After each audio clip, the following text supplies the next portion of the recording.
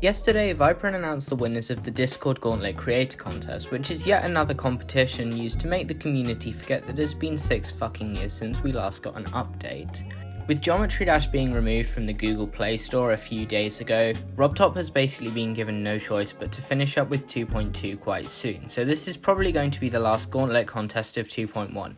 So, did they end on a strong note?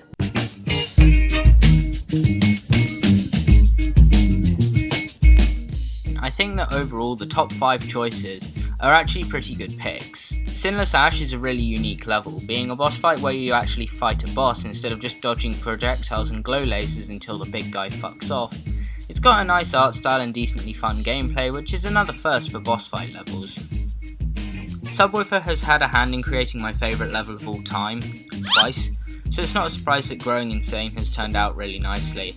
Sub's art style and H2O Ghost music have always been a perfect match, and this is no different, although I think that overall this is weaker than some of his other works, even if there are some really nice parts here.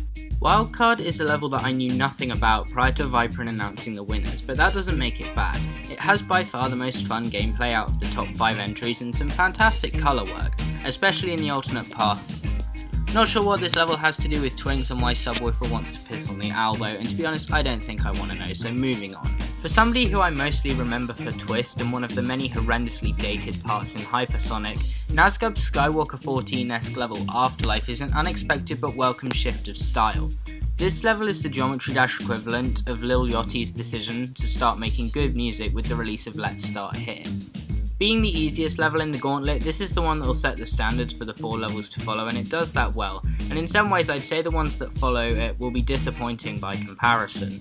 And last of all, there was never a timeline where Change of Scene by Bly was released in time and didn't win the contest. It's a fantastic execution of a concept that has never been done before, and it's insanely well optimised, making it an accessible entry for people who don't want to buy a £3,000 gaming PC just to play fucking Geometry Dash. These are some really good winners, although I wouldn't call them perfect. I think that Sinless Ash and especially Growing Insane could have been replaced with other levels that would have added a lot more variety to the Gauntlet, as at the moment all of these levels seem to have the same style besides Change of Scene. Both modes of Snowflies in Fog have a unique atmosphere and a liminal feel that not many levels are able to execute well, although due to its length and mostly slow gameplay, I can understand why it would get boring to many players. It also surprised me that Silhouette Summit wasn't even mentioned, as it has some great use of colour, movement, and decently fun gameplay throughout. It's definitely not top 5 worthy, but I would consider it to be better than something such as Radiant Glen or Seasonal Haven, which made it into the lower end of the top 10 entries for this contest. Another level which didn't make it into the top 10 which definitely should have was Anastasia and Kativ. It focuses on the unique idea of a circus theme which isn't seen much outside of the Crazy trilogy.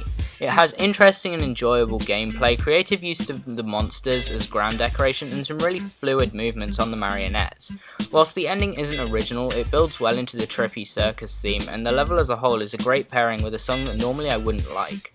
I can also appreciate that it feels really fast paced without actually going above 2 times speed. If I was in charge of picking out the top 5 best entries, it would probably go something like this: Sinless Ash, Afterlife, Anastasia and Kativ, Wildcard, Change of Scene.